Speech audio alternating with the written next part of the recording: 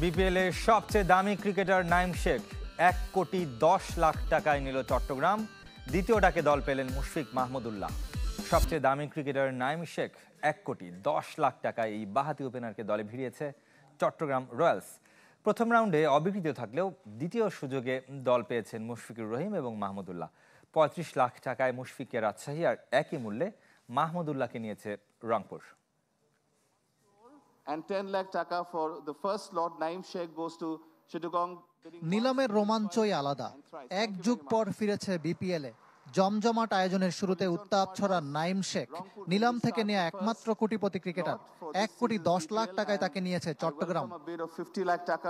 শরীফুল, আবু হায়দার, মাহমুদুল হাসানও খেলবেন রয়্যালসে। দলটা সরাসরি চুক্তিতে নিয়েছিল তানভীর শেখ মেহেদি ও পাকিস্তানি আবরারকে। এ ক্যাটাগরির ব্যাটার লিটন দাসকে 75 লাখে কিনেছে রংপুর রাইডার্স। জাতীয় দলের ক্যাপ্টেন খেলবেন নুরুল হাসানের অধীনে। দলটা তাওহিদ হৃদয়ের জন্য 92 লাখ, নাহিদ রানার জন্য খরচ করেছে 56 লাখ টাকা। সাইফুদ্দিন, শামীম পাটোয়ারি ও মোহাম্মদ মিঠুনকে কিনতে 50 লাখের বেশি করে খরচ করেছে ঢাকা। আলোচিত সাব্বির রহমান ও নাসির হোসেনও খেলবেন ক্যাপিটালসে।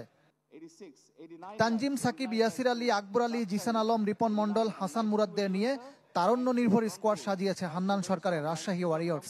সরাসরি চুক্তিতে নিয়েছিল নাজমুল শান্ত, তানজিদ তামিমকে। কোন ক্রিকেটারের জন্য 50